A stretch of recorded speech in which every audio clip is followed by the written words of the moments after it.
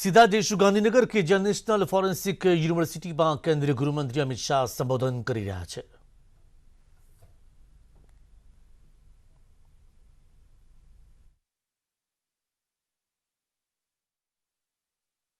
इससे एक तो पुलिस के माध्यम से रोकथाम, अगर अपराध हो ही जाता है तो उसका अन्वेषण और फिर उसको न्याय की अदालत में सजा दिलाना करते हैं, तब जाकर हम गुनाहों की संख्या और गुनाहों के अलग अलग प्रकार पर अपना काबू ले सकते हैं, उसको कम कर सकते हैं। भारत सरकार एक बहुत बड़ा अभी संवाद करी है देश भर के पुलिस अफसरों के साथ, देश भर के न्यायपालिका के न्यायाधीशों के साथ, वकीलों के साथ, लॉ यूनिवर्सिटी के साथ कि हम सीआरपीसी, आईपीसी और एविडेंस एक्ट तीनों में आमूलचूल परिवर्तन करना चाहते हैं। आज के समय की जरूरियातों के हिसाब से उसको हम आधुनिक बनाना चाहते हैं और जो काल बाह्य हो गई है वो चीजों को निकाल कर जो आज की चैलेंजेस है उसको मिट करने के लिए हम नई धाराएं जोड़ना चाहते हैं। और जब ये करना चाहते हैं तब बहुत सारे लोगों का सजेशन है, मेरा बहुत पुराना सजेशन है कि 6 साल के ऊपर के सजा वाले सभी अपराधों में फोरेंसिक साइंस लेबोरेटरी का विजिट कंपलसरी करना। देखने में तो बहुत सुनहरा और खूबसूरत सपना है, मगर मैन पावर कहां है, मानव बल कहां है? फोरेंसिक साइंसेस सुशिक्षित मानव बल जहां तक हम खड़ा नहीं करते हैं, ह्यूमन रिसोर्सेज खड़ा नहीं करते हैं, हम ये कर नहीं सकते हैं। हर जिले में कम से कम एक मोबाइल फोरेंसिक वान तो हो जाए, एक स्टेट की फोरेंसिक साइंस लेबोरेटरी का एक एक्सटेंशन तो हो जाए, कम से कम रेंज लेवल पर हो जाए, तभी जाकर हो सकता है। और ये करना है तो हमें इसमें तज्ञ बच्चों की, विद्यार्थियों की जरूरत पड़ेगी और ये तभी हो सकता है जब forensic science university Gujarat, national forensic science university Gujarat हर राज्य में अपने कॉलेजेस खोले और अलग अलग फोरेंसिक साइंस के विधाओं से एक्सपर्ट बच्चे तैयार करें। और ये करने के लिए मुझे लगता है कि अब बहुत देर नहीं होगी, बहुत तेजी से काम को हम करने जा रहे हैं। और एक हमारा उपनिषद का वाक्य है, सुराज्य का मूल न्याय होता है। सुराज्य तभी आता है जब न्याय दृढ़ीभूत होता है। तो मैं मानता हूं कि इससे न्याय दृढ़ीभूत करने की हमारी जो गति है वो आगे बढ़ेगी। अभी हमारी पुलिस पर अभी मैंने आईपीएस ट्रेनिंग वाले युवाओं के साथ बात करी तो कहा था हमारी पुलिस पर 2 प्रकार के आरोप लगते हैं। एक तो आरोप लगता है नो एक्शन का और दूसरा आरोप लगता है एक्सट्रीम एक्शन का। और पुलिस बेचारी नो एक्शन और एक्सट्रीम एक्शन के बीच में फंसी हुई है। हमें चाहिए जस्ट एक्शन, नेचुरल एक्शन, साहजिक प्रतिक्रिया। ये साहजिक प्रतिक्रिया तभी हो सकती है जब हम साइंटिफिक एविडेंस के आधार पर हमारे अन्वेषण को, हमारे इन्वेस्टिगेशन को एक बहुत बड़ा आधार में बेच दे। और इस साहजिक एक्शन की दिशा में जाना बहुत जरूरी है। 3rd डिग्री का जमाना अब नहीं रहा है। वैज्ञानिक अनुसंधान और टेक्निक के आधार पर ही हमें सजा कराने का प्रयास करना पड़ेगा और इसके आधार पर ही इन्वेस्टिगेशन का प्रयास करना पड़ेगा। और मैं देश के सजा दिलाने के प्रतिशत में जाना नहीं चाहता, क्योंकि कुछ साल के बाद जाएंगे हम भी बहुत आगे बढ़ेंगे ऐसी मुझे आशा है। परंतु इसके लिए ये बहुत जरूरी है कि हम आगे इस यूनिवर्सिटी को पूरे देश के अंदर कार्यक्षेत्र में ले जाए। इसीलिए देश के प्रधानमंत्री नरेंद्र मोदी जी ने रक्षा शक्ति यूनिवर्सिटी की भी स्थापना की है, वो भी अब नेशनल यूनिवर्सिटी है, और नेशनल फोरेंसिक साइंस यूनिवर्सिटी की भी स्थापना की है।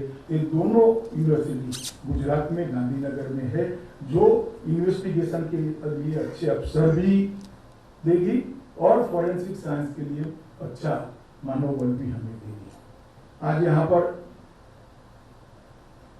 मादक द्रव्यों के नारकोटिक्स का जो बुरा प्रभाव हमारी युवा पीढ़ी पर, अंततोगतो हमारे समाज पर, हमारी सुरक्षा पर और हमारी इकोनॉमी पर जो बुरा प्रभाव पड़ रहा है, इससे पूरा देश चिंतित है। और इसके लिए नरेंद्र मोदी जी के नेतृत्व में भारत सरकार ने तय किया है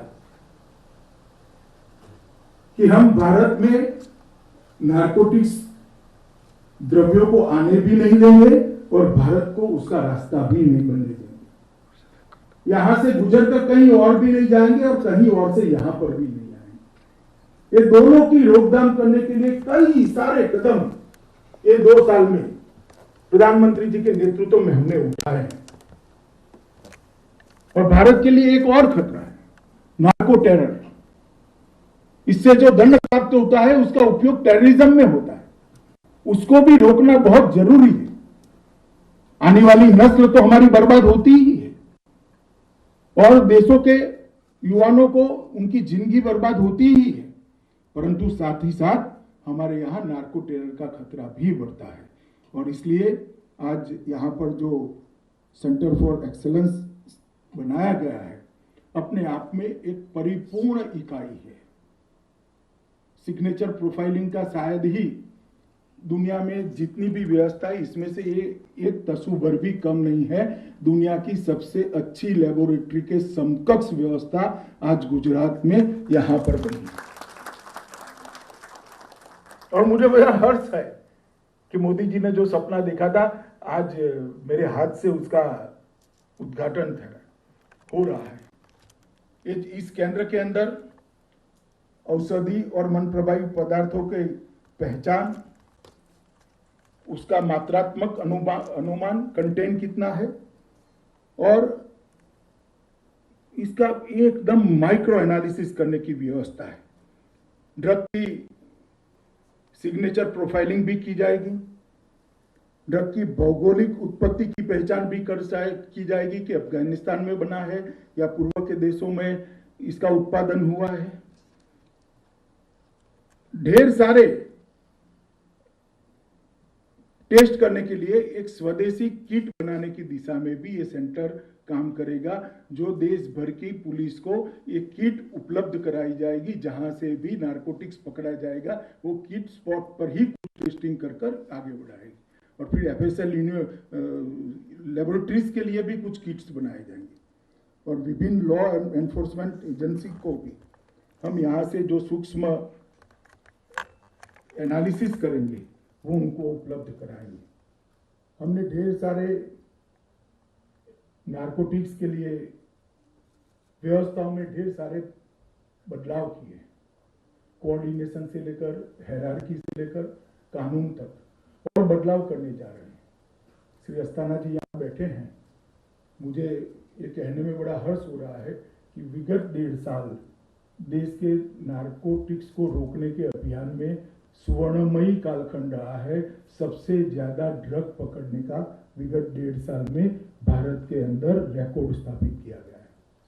ये बहुत बड़ी उपलब्धि है, परंतु जब उसका एनालिसिस नहीं होता है, इसका साइंटिफिक एनालिसिस होकर उसको अलग रणनीति से रोकने का प्रयास नहीं होता है, तो सिर्फ इस प्रकार के फिजिकल अभियानों से सफलता प्राप्त नहीं होती है। मित्रों, फॉरेंसिक साइंस के क्षेत्र में ये स्थान, मुझे पूरा भरोसा है कि विश्व भर में आने वाले 4-5 साल के अंदर विश्व भर में अपनी पहचान अभी भी बनाई है, मगर और पुख्ता बनाएगा और विश्व में सर्वोच्च स्थानों में से एक स्थानीय होगा। और हम आगे इसको ले जाने के लिए मोदी जी के नेतृत्व में भारत सरकार कटिबद्ध है। और यहाँ पर जिस प्रकार की एक वर्क कल्चर बना है, कार्य संस्कृति बनी है, वो कार्य संस्कृति पर से मैं कह सकता हूं कि मोदी जी का भरोसा ये संस्थान निश्चित रूप से पार उतारेगा। इसमें मेरे मन में जरा भी शंका नहीं है। हम विश्व का सबसे अच्छा फॉरेंसिक साइंस यूनिवर्सिटी बनेंगे, इसमें मुझे जरा भी डाउट नहीं है। मेरे लिए विशेष आनंद का विषय है कि मेरे मत क्षेत्र के आसपास ये सारी गतिविधियां हो रही है, तो यहाँ के सांसद के रूप में भी मैं बहुत आनंदित भी हूँ और मुझे अच्छा भी लग रहा है कि इतना बड़ा फोरेंसिक साइंस का ज्ञान का केंद्र मेरे मत क्षेत्र में हो रहा है। आज रथ यात्रा का दिन है। गुजरात और देश भर के सभी नागरिकों को मैं रथ यात्रा की बहुत बहुत शुभकामनाएं देता हूं, क्योंकि पूरे साल में आज किया ही दिन है जिसमें भगवान स्वयं अपने भक्तों को दर्शन देने के लिए रोड पर रास्ते पर निकलकर नगरचर्या करते हैं। हमारी तकलीफों को, हमारे मनोभाव को जानने के लिए और हमारे मन को शांति पहुंचाने के लिए रथ यात्रा के दिन को गुजरात और देश भर में बड़ा शुभ माना जाता है। और शुभ दिन के रूप में कहते हैं कि उस दिन मुहूर्त देखने की कोई ज़रूरत ही नहीं होती, पूरा दिन ही अच्छा मुहूर्त होता है, क्योंकि प्रभु स्वयं रोड पर होते हैं, रास्ते पर होते हैं। तो आज के दिन ही ये सेंटर की स्थापना हुई है और मैं सभी को, व्यास जी को और उनकी पूरी टीम को और अस्थाना को भी, क्योंकि बाद में फॉलो उनको करना है, उनकी टीम को करना है, बहुत बहुत मन से शुभकामनाएं देता हूं कि हमारा सारा लक्ष्य इस सेंटर को स्थापित करने का आप लोग के परिश्रम से सिद्ध हो और देश को जल्दी नार्कोटिक्स के एक प्रकार से शिकंजे से हम बाहर लेकर आगे बढ़े, यही मेरी शुभकामना है। भारत माता की जय।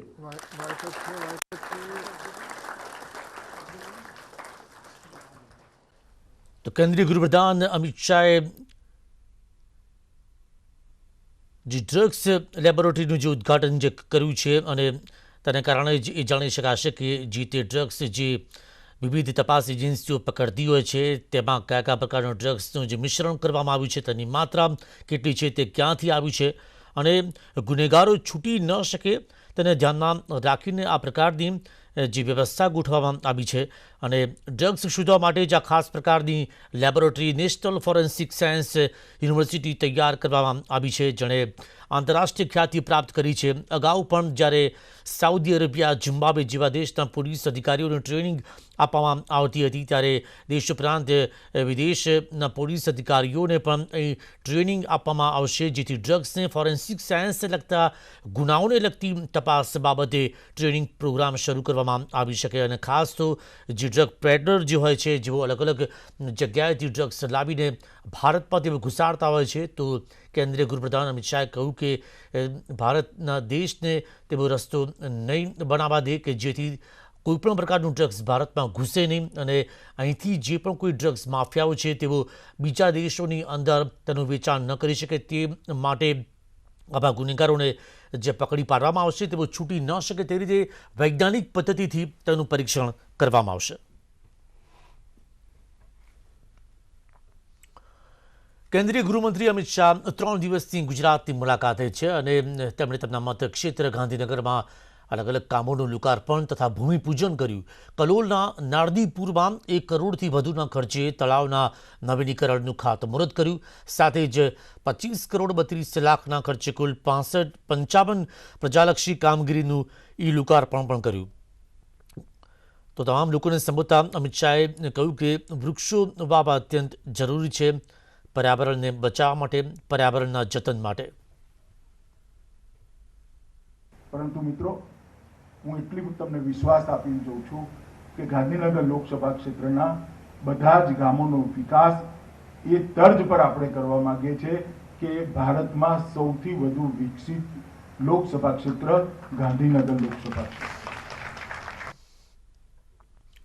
મહીસાગરમાં સરકારના આદેશનો ભંગ, લુણાવાડામાં સંચાલકોએ વિદ્યાર્થીઓને સ્કૂલમાં બોલાવ્યા। આદર્શ સ્કૂલ 1 મહિનાથી બાળકોને અભ્યાસ માટે બોલાવતી હતી।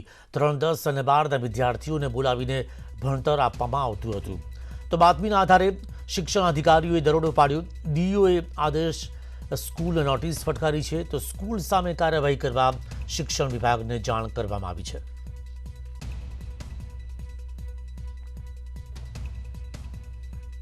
મહીસાગર જિલ્લાના મુખ્ય મથક લુણાવાડા ખાતે ખાનગી સ્કૂલના સંચાલકો દ્વારા સરેઆમ કોરોનાનું ભંગ થતો હોય તેવો કિસ્સો સામે આવ્યો છે। ધોરણ 11 અને 12ના વિદ્યાર્થીઓને અત્યારે બોલાવી અને ભણતર આપવામાં આવી રહેલું હોવાના સમાચાર શિક્ષણ વિભાગને મળ્યા હતા અને શિક્ષણ વિભાગે રેડ પાડી હતી, જેને લઈને કારણ દર્શક નોટિસ આપવામાં આવી રહી છે. હું આપણે દ્રશ્યો બતાવીશ કે શિક્ષણ વિભાગના જે ડીઓ છે પીએન મોદી સાહેબ, તેમના સ્ટાફ અને તેમના અધિકારીઓ દ્વારા અહીંયા રેડ પાડવામાં આવી હતી. આદર્શ સ્કૂલની અંદર રેડ પાડવામાં આવી હતી, જેની અંદર 10 અને 11 અને 12ના ધોરણના વિદ્યાર્થીઓને ભણાવવામાં આવી રહ્યા હતા. એટલે કે કહી શકાય કે કોરોનાના જે સરકારના નિયમો છે તેનો સરેઆમ ભંગ કરી દેવામાં આવ્યો હતો. કોરોનાની ત્રીજી લહેર આવી રહી છે, બાળકો પર મોટું ઘાતક તોળાઈ રહ્યું છે, ત્યારે આવા સંચાલકો દ્વારા જો કોઈ બાળકને કંઈ પણ જો હાનિ થશે, કોઈ સંક્રમણ થશે તો આખરે જવાબદાર કોણ, તેવા અનેક સવાલો અહીંયા ઉઠવા પામ્યા છે. મિતેશ ભાટિયા, ન્યૂઝ 18 ગુજરાતી, મહીસાગર. અષાઢી બીજના પર્વ નિમિત્તે વાહનોના વેચાણમાં વધારો થયો છે. રાજકોટમાં અષાઢી બીજના શુભ મુહૂર્તને કારણે 500 જેટલી કારનું વેચાણ થયું. કોરોનાને કારણે ઓટોમોબાઈલ સેક્ટરને મોટો ફટકો પડ્યો, ત્યારે સંક્રમણ ઘટતા વાહનોના વેચાણમાં 50% જેટલો વધારો નોંધાયો. રાજકોટમાં ગત વર્ષે અષાઢી બીજના દિવસે માત્ર 250 જેટલી કારનું વેચાણ થયું હતું, જે આ વર્ષે બમણું થઈ ગયું છે. ગત વર્ષ કરતાં ઓબ્વિયસલી વધારો થયો છે. માણસોનો, કસ્ટમરનો લેવાલી વધી છે અને ઓલ ઓવર જોવા જઈએ તો આજે અષાઢી બીજના પર્વ નિમિત્તે રાજકોટમાં આજે બધા ઓટોમોબાઈલની વાત કરીએ તો 600 થી 700 ડિલિવરી હશે. જોશું વધુ કેટલાક સમાચાર બ્રેક બાદ.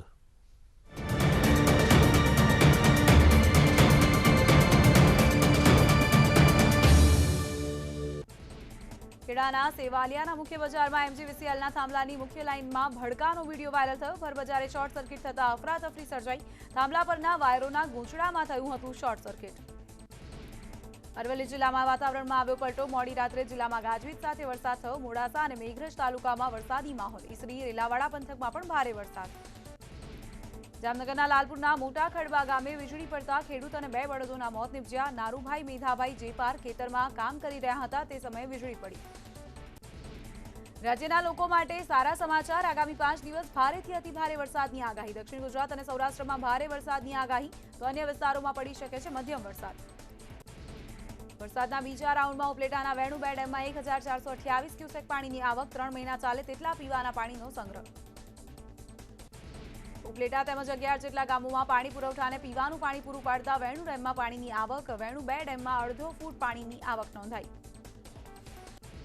કલોલ નગરપાલિકાની બેદરકારીને પગલે પાણીજન્ય રોગચાળો વકર્યો. અત્યાર સુધી 7ના મોત. કેટલાક વિસ્તાર કોલેરાગ્રસ્ત જાહેર. કલોલના પૂર્વના કેટલાક વિસ્તારોમાં કોલેરાગ્રસ્ત જાહેર કરવામાં આવ્યા. વિસ્તારોની જવાબદારી મામલતદારને સોંપવામાં આવી. 10 જેટલા આરોગ્ય કર્મચારીઓને ડેપ્યુટેશન પર મૂકવાના આદેશ. પંચમહાલના ગોધરાના મધ્ય ગુજરાત વીજ કંપનીના નિવૃત્ત વિદ્યુત કર્મચારીઓનું સ્નેહ સંમેલન યોજાયું. પંચમહાલ, દાહોદ અને મહીસાગર જિલ્લાના નિવૃત્ત કર્મચારીઓનું સંમેલન.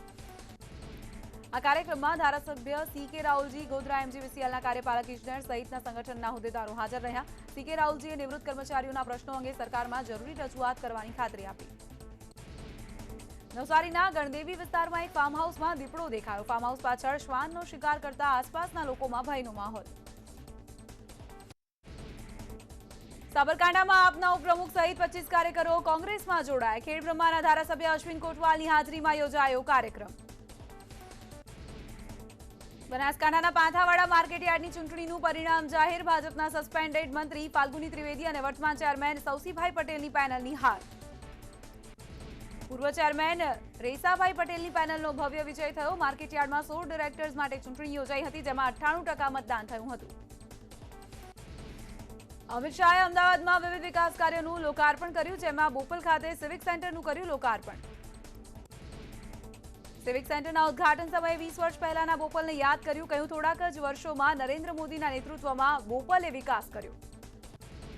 વાઘ બકરી કેપેચિનો, ફક્ત ગરમ પાણી ઉમેરો અને તૈયાર છે કેફે જેવી કેપેચિનો.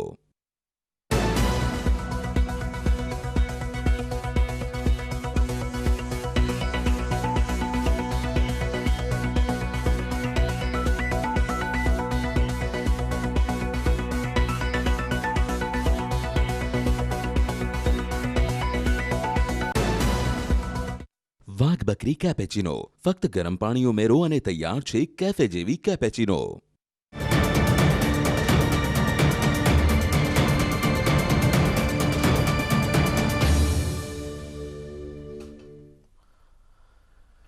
Welcome back. ભારે ગરમી બાદ આખરે સુરતના વાતાવરણમાં પલટો આવ્યો. કાળા ડિબાંગ વાદળો વચ્ચે સુરત શહેરમાં મેઘરાજાની એન્ટ્રી થઈ. ભારે બફારા બાદ વરસાદ આવતા વાતાવરણમાં ઠંડક પ્રસરી. લાંબા વિરામ બાદ વરસાદ વરસતા ખેડૂતોમાં ખુશીનું મોજું ફરી પડ્યું.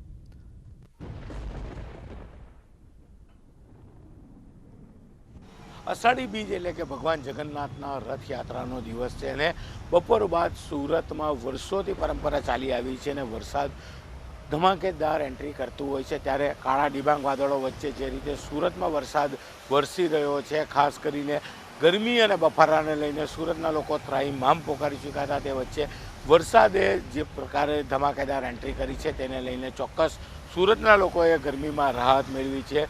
ખાસ કરીને ધરતીપુત્રો વાવણી કર્યા બાદ વરસાદની જે રીતે આતુરતાથી રાહ જોઈ રહ્યા છે, એ વરસાદ વરસી રહ્યો છે. પણ જે રીતે કહી શકાય કે સુરતમાં ગરમી અને બફારાને ત્રાહીમાં પુકારી ચૂકેલા લોકો માટે સૌથી ખુશીનો માહોલ છે. અને અષાઢી બીજના દિવસે બપોર બાદ સુરતમાં વર્ષોથી જે પરંપરા પ્રમાણે વરસાદ વરસી રહ્યો છે તેને લઈને લોકોએ ગરમીમાં ચોક્કસપણે રાહત મેળવી છે અને ધમાકેદાર વરસાદે લોકોને ખુશખુશાલ સુરતમાં કરી દીધા છે. કિર્કેશ પટેલ, ન્યૂઝ 18 ગુજરાતી, સુરત.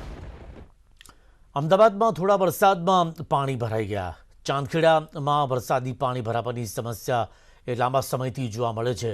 વરસાદી વિરામ લીધો, આમ છતાં પણ અહીંના કેટલીક સોસાયટીઓમાં પાણી ભરાયેલા જોવા મળ્યા. સ્થાનિક લોકો પરેશાન છે. અમદાવાદ મ્યુનિસિપલ કોર્પોરેશનની સામે તેમણે ઉગ્ર રોષ પ્રગટ કર્યો કે જ્યારે પણ વરસાદ પડે છે ત્યારે તેમની સોસાયટીની આસપાસના રસ્તાઓમાં પાણી ભરાઈ જતું હોય છે. તેમને સોસાયટીની બહાર નીકળવું મુશ્કેલ થઈ જતું હોય છે. આ અંગે તેમણે મૌખિક રજૂઆતો કરી, લિખિત રજૂઆતો કરી, સ્થાનિક નેતાઓને પણ રજૂઆત કરી. આમ છતાં પણ વરસાદી પાણીના નિકાલની કાયમી કોઈ ઉકેલ આવતો નથી. અહીંયા દર વર્ષે ચોમાસામાં સામાન્ય વરસાદમાં પણ અમારા અહીંયા આટલું પાણી ભરાઈ જાય છે. અહીંયા આ લાઇનમાં લગભગ 1200 મકાન જેવા છે. 1200 મકાનમાં બધાને દર વર્ષે સામાન્ય વરસાદમાં પણ આ તકલીફ પડે. અમે ઘણીવાર બધે રજૂઆત કરી પણ કોઈ સાંભળતું નથી. પાટણમાં મોડી રાત્રે ભારે પવન અને વીજળીના કડાકા સાથે અતિ ભારે વરસાદ પડ્યો.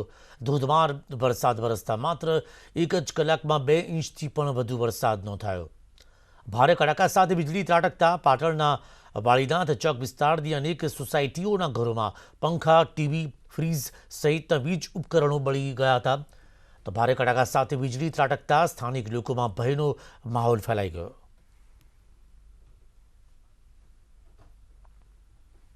આવા વીજળીના કડાકા આજ દિવસ સુધી અમે ક્યારેય જોયા નથી અને આ વીજળીના કડાકાના કારણે મારા ધાબા ઉપર વીજળી પડી છે અને ધાબાની અંદર ઉપર 3જા માળે બોકારું પાડી દીધું છે અને મારા ઘરના તમામ ઉપકરણો જેવા કે ટીવી છે, ફ્રીજ છે, પંખા છે, વાઈફાઈ છે, આ બધું જ બળીને ખાખ થઈ ગયું છે અને મારી આજુબાજુના 4-5 બીજા ઘર છે તેમના પણ ટીવી, ફ્રીજ, આ ઇલેક્ટ્રિક ઉપકરણો બધું બળી ગયું છે અને મોટા પ્રમાણમાં 4-5 મકાનોને નુકસાન થયું છે. ડાંગમાં અષાઢી બીજના દિવસે વઘઈનો ગીરાધોધ સક્રિય થયો, જે નિહાળવા માટે પ્રવાસીઓ ઉમટી પડ્યા. સિઝનમાં પહેલીવાર ગીરાધોધમાં પાણી આવતા કુદરતી સૌંદર્ય 16 કળાએ ખીલી ઉઠ્યું. ડાંગ જિલ્લામાં ધીમી ધારે વરસાદ રહેતા અંબિકા નદીમાં નવા નીર જોવા મળ્યા.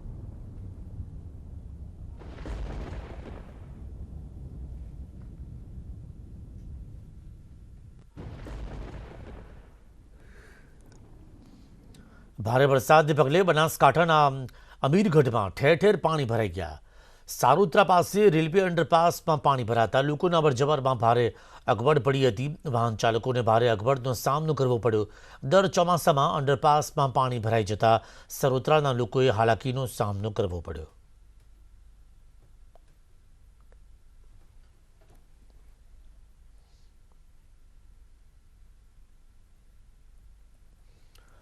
તો ભાવનગરના ગારિયાધાર શેત્રુંજી નદીમાં 2 વ્યક્તિઓ તણાઈ ગયા.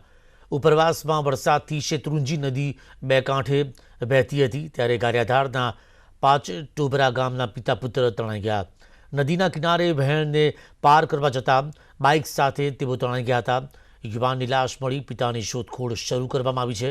આ ઘટનાની જાણ થતાં પોલીસ તંત્ર પણ ઘટના સ્થળ પર પહોંચી ગયું.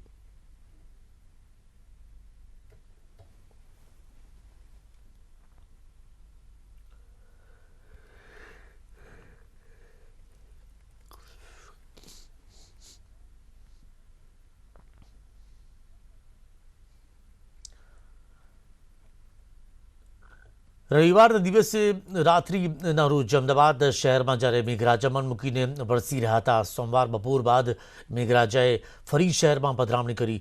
વેજલપુર સહિત શહેરના અનેક વિસ્તારમાં વરસાદી માહોલ જોવા મળ્યો હતો. ઝરમર વરસાદથી ઉકળાટ અને ગરમીથી લોકોને રાહત મળી તો અનેક વિસ્તારમાં વરસાદ પડ્યો.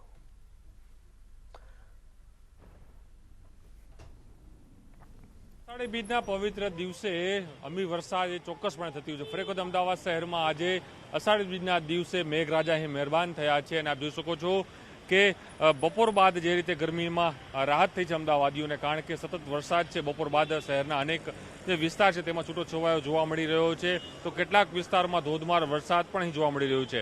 હર હંમેશા માટે એક પરંપરા રહી છે. અષાઢી બીજના દિવસે જ્યારે ભગવાન જગન્નાથ પોતાના ભાઈ અને બહેન સાથે નગર યાત્રા નીકળતા હોય છે ત્યારે અમી છાંટણા ચોક્કસપણે થતા હોય. અપોલો 24/7.